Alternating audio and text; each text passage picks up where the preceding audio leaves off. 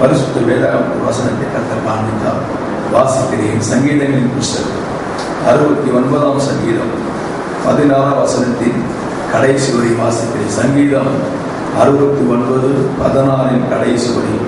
உமது உருக்கமான இரக்கங்களின்படி என்னை கடாட்சி தருளும். என்னை கடாட்சி தருளும்.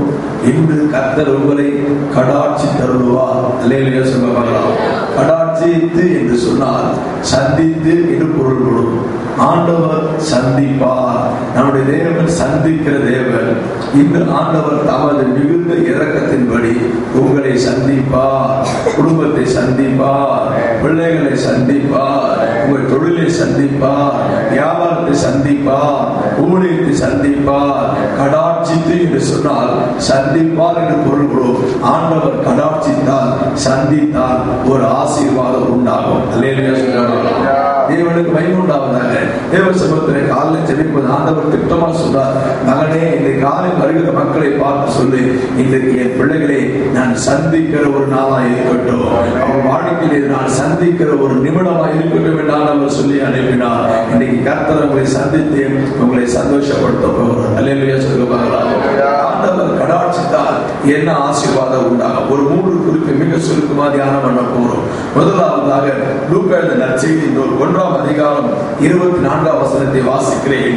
அந்நாட்களுக்கு பின்பு அவன் நன்மையாக எலிசபெத் கர்ப்பவதியாகி ஜனங்களுக்குள்ளே உண்டாயிருந்த நிந்தையை நீக்கும்படி கர்த்தர் இந்த நாட்களில் என்மேல் கடாட்சம் வைத்து, அல்லேலூயா சொல்லுவாராம், கடாட்சம் வைத்து எலிசபெத் ஆண்டவர் கடாட்சத்தை வைத்தாராம். எதற்காம்? நிந்தையை நீக்கும்படியாக. புறஜாதிகளுக்குள்ளே ஒரு நிந்தை. என்ன நிந்தை? ஒரு ஆசீர்வாதம் இல்லையே, ஒரு குழந்தை வாக்கியம் இல்லையே, இவர்களுடைய ஊழியர் கணவர் ஊழியக்காரர் இருக்கிறார்களே. நீங்க வேலைக்கு நல்லா வாசித்து பார்த்தால் லூக்கா 1:6 அவர்கள் இருவரும் கர்த்தர் இட்ட கட்டளையின்படி நியமங்களின்படி குற்றமற்றவர்களாய் நடந்தார்கள் எழுதப்பட்டிருக்கிறது. இருவரும் கர்த்தருக்கு முன்பாக குற்றமற்றவர்கள் நடந்தார்களாம். யார்? எலிசபெத்தும் சகரியாவும் ஆண்டவருக்கு முன்பாக குற்றமற்றவர்கள் நடந்தார்கள். ஆசாரியர் தொழில் செய்கிற சகரியா, ஊழியர்களுடைய மனைவி எலிசபெத்து, அவருடைய கற்பம் அடைக்கப்பட்டது. புறஜாதிக்குள் நிந்தையா இருந்தது. எப்படி நிந்தையா பேசி இருப்பார்கள் என்று யோசித்து பாருங்கள். ஆமா, அவருடைய ஊழியக்காரர் பாஸ்டா இருக்காரு, அவர் 2 பேரும் கர்த்தருடைய கட்டளை நடக்கிறாங்க. என்ன புண்ணியம், அவங்களுக்கு குழந்தை இல்ல, கர்ப்பம் அடைக்கப்பட்டிருக்கிறது என்று சொல்லி நிந்தையாக பேசி இருக்க கூடும். ஜனங்களுக்கு நிந்தையான வார்த்தை கேட்டிருக்க கூடும். அவர் சொல்லுகிறார், புறஜாதிக்கு நிந்தையை நீக்கும்படியாக கர்த்தரின் மேல் கடாட்சம் வைத்து, ஆண்டவர் கடாட்சம் வைத்தார் உங்கள் நிந்தையை நீக்குவார். இன்றைக்கு உங்கள் நிந்தையை கர்த்தர் நீக்குவார். புறஜாதிக்குள் நிந்திக்கப்படுகிறாயா? ஜனங்கள் உங்களை அற்பமாய் கேவலமாய் நினைக்கிறார்களா? உன் பிள்ளைகளை ஜனங்கள் நிந்தையாய் பேசுகிறார்களா? உங்கள் இருடைய கலங்களோட பரிசுத்தாவே திட்டமாய் சொல்லுகிறார், உனக்கு பொருளாதாரம் இல்லை என்று ஒரு நிந்தை காணப்படுகிறதா? ஆசீர்வாதம் இல்லை என்று ஒரு நிந்தை காணப்படுகிறதா? நன்மை இல்லை என்று ஒரு நிந்தை காணப்படுகிறதா?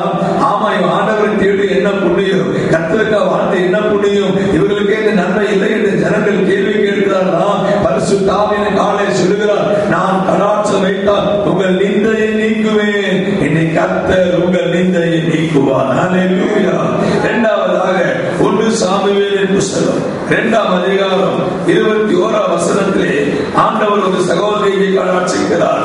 1 சாமுவேலின் புஸ்தகம் 2ஆம் அதிகாரம் 21ஆம் வசனம். அப்படியே கர்த்தர் அன்னாளை கடாட்சித்தார். அவள் கர்ப்பம் தரித்து 3 குமாரரையும் 2 குமாரத்திகளையும் பெற்றார். கடாட்சித்தார்.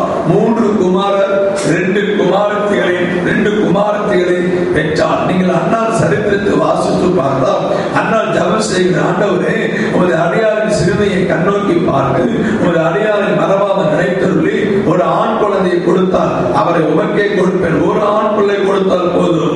என்னை நினைத்தருள் புலம்பி கதறி மனக்கசப்போடு அழுகிற அன்னாருடைய ஜெபத்தை ஆண்டவர் கேட்டு வசனம் சொல்லுகிறது, இங்கே கர்த்தர் ஆண்டவர் அன்னாரை கடாட்சித்து 3 குமாரர் 2 குமாரத்தை, 1 குமாரரை கேட்ட அண்ணானுக்கு 3 குமாரரை கர்த்தர் கொடுத்தார். இரண்டாவது கர்த்தர் கடாட்சம் வைத்தால் நினைப்பதற்கு மேலான காரியத்தை கர்த்தர் செய்வார்.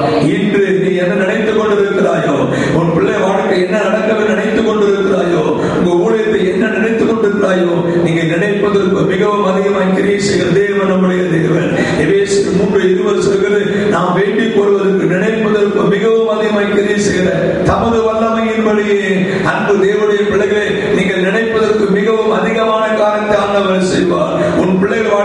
காலம் நடந்தால் போதும் என்று நினைத்துக் கொண்டிருக்கலாம். உங்கள் இருதயம் கலங்க வேண்டாம். என் பிசினஸ் ஆண்டவரை இந்த ஒரு காரியம் செய்தால் போதும் என்று கலங்க நின்று கொண்டிருக்கலாம். ஆண்டவரை என் ஊழியத்திற்கு இந்த காரியம் செய்தால் போதும் என்று கலங்க நின்று கொண்டிருக்கலாம். கர்த்தர் சொல்லுகிறார், நீங்க நினைப்பதற்கு மேலான காரியம் நான் செய்வேன். நேற்றைய தினத்தை தேவ சபையில் நான் ஜெபம் பண்ணி கொண்டிருந்த போது, ஆண்டவரே எனக்கு ஆத்துமகள் வேண்டும், ஆத்துமகள் என்று கலங்குவது ஆண்டவர் சொல்றார், ஒரு சில ஜனங்கள் வந்து நிற்பதை நீ காண்பாய், ஒரு சில ஜனங்கள் ஆலயத்தில் ஆட்கள் நிற்பதை நீ காண்பாய் என்று ஆவியானவர் சொன்னார். ஆண்டவரை ஆத்துமகள் வேண்டும் என்று கதறுகிற நீங்கள், நாம் 1000 ஆத்துமகள் கேட்டுக் கொண்டிருக்கிறோம். ஆண்டவர் 1000க்கு மேற்பட்ட ஆத்துமகள் கொடுக்க மிகுந்த வல்லவராய் இருக்கிறார். நம்முடைய தேவன் நினைப்பதற்கு வேண்டி கொடுக்க மிகவும் அதிகமாக கிரியை செய்கிற தேவன். நாம் கடாட்சிக்க வேண்டும். அன்னால் ஒரு பிள்ளையை கேட்டால் கர்த்தர் கடாட்சித்து அவளுக்கு 3 ஆண் குழந்தைகளை கொடுத்தார். இன்றைக்கு தீர்க்கதரிசனமா சொல்கிறேன், நீங்க நினைப்பதற்கு மேலான காரியத்தை ஆண்டவர் இன்றைக்கு செய்ய வல்லமுள்ள தேவனாய் இருக்கிறார். அவர் சர்வ வல்லமுள்ள தேவன். முதலாவது நிந்தையை நீக்க கடாட்சி தருவார். நினைப்பதற்கு மேலான காரியத்தை செய்ய கடாட்சி தருவார். கடைசியாக லூக்கா எழுதின நற்செய்திகள் 9ஆம் அதிகாரம் 38 வசனத்தை வாசித்து முடிப்போம். கடைசியாக லூக்கா 9:38. அவர்கள் ஒருவர் சத்தமிட்டு, போதகரே, என் மகனை கடாட்சி தர வேண்டும் என்று உம்மை வேண்டிக் கொள்கிறேன். அவன் எனக்கு ஒரே பிள்ளையாயிருக்கிறான். என் மகனை கடாட்சி தரணும். யார் அது? ஒரு பிள்ளையின் தகப்பன். பிள்ளைக்கு என்ன நேர்ந்தது? பிசாசினால் பாதிக்கப்பட்டு அடிக்கடி தீயிலும் நெருப்பிலும் விழுகிற சந்திரனுக்கு வியாதிப்படுத்த ஒரு மகனை சீஷருக்கு கொண்டு வருகிறான். துரத்து கூடாமல் போய்விட்டது. இயேசு கொண்டு வந்து ஒரு ஜெபம் செய்கிறார், என் மகனை கடாட்சி தருளோம். ஹல்லேலூயா. என் மகனை கடாட்சி தருளோம். சீஷர்களால் துரத்து கூடாமல் போய்விட்டது. ஆண்டவரே கடாட்சி தருளோம். நீங்க அந்த வசனத்தை தொடர்ந்து வாசித்து பார்த்தால் 43 வசனத்திலே அந்த பிள்ளையை ஆண்டவர் குணமாக்கி சுகமாக்கின பிறகு பிரமித்து ஆச்சரியப்பட்டார்கள் என்று எழுதப்பட்டிருக்கும். லூக்கா 8:43. அப்பொழுது எல்லாரும் தேவனுடைய மகத்துவத்தை குறித்து பிரமித்தார்கள். இயேசு செய்த யாவை குறித்து அனைவரும் ஆச்சரியப்படுகையில் 3வது ஆண்டவர் கடாட்சித்தால் பிரமித்து ஆச்சரியப்படுகிற மாதிரி ஒரு சம்பவம் நடக்கும். அல்லேலூயா சொல்லுங்க பார்க்கலாம். இன்றைக்கு நீங்கள் உங்கள் வாழ்க்கையிலே பிசினஸ் ஊழியத்திலே ஆண்டவர் பிரமித்து ஆச்சரியப்படுற மாதிரி ஒரு காரியத்தை ஆண்டவர் செய்ய போகிறார். விசுவாசிக்கிறவர்களை கரவட்டு ஆமென் சொல்லுங்க பார்க்கலாம். ஆண்டவரை நீங்கள் செய்ய வேண்டும். ஆண்டவரே என்னை கடாட்சி தருளோம் என்று முழு நாள் நீங்கள் செய்ய வேண்டும். இன்றைக்கு மன்னா உமது இரக்கத்தின்படி என்னை கடாட்சி தருளோம். உங்களுடைய இரக்கத்தின்படி என்னை கடாட்சி தருளோம். உங்களுடைய இரக்கத்தின்படி என் பிள்ளைகளை கடாட்சி தருளோம். உங்களுடைய இரக்கத்தின்படி என் குடும்பத்தை கடாட்சி தருளோம். ஆண்டவர் கடாட்சித்தால் நிந்தையை நீக்குவார். ஆண்டவர் கடாட்சித்தால் நினைப்பதற்கு மேலான காரியம் செய்வார். ஆண்டவர் கடாட்சித்தால் பிரமித்து ஆச்சரியப்படத்தக்கதான காரியத்தை செய்வார். கர்த்தர் இன்றைக்கு கடாட்சிக்கிற நாள் தமது இரக்கத்தின்படி உங்களை கடாட்சிப்பார். செவிக்கும்படி யாவரும் விழுந்து இருப்போம். உங்க 2 கதவை ஆண்டவரை பார்த்து ஒரு சின்ன ஜெபம் செய்யுங்க. ஆண்டவரே என்னை கடாட்சி தருளும். ஆண்டவரே நீங்கள் இப்ப ஜெபிக்கும் போது இப்பொழுது அற்புதம் நடக்கிறது இயேசுவின் நாமத்தினாலே.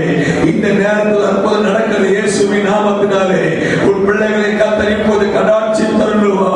ஒரு குடும்பத்தை ஆண்டவர் கடாட்சி தருளுவா. ஊழியத்தை ஆண்டவர் கடாட்சி தருளுவா.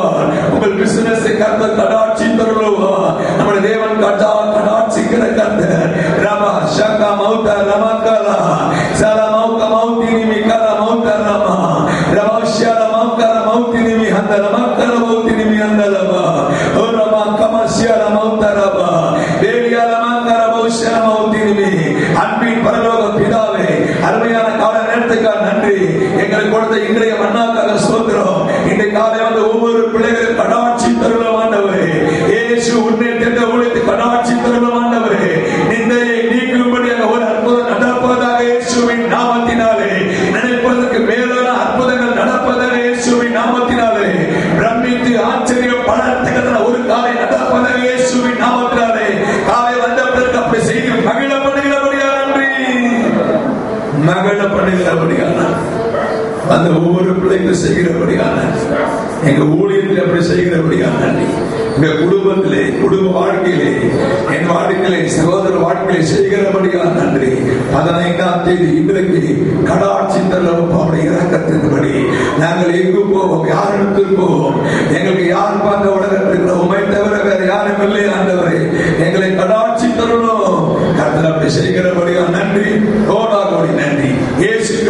நாமத்தை வேண்டிக் கொள்கிறேன் ஜீவனுள்ள நல்ல பிதாவே.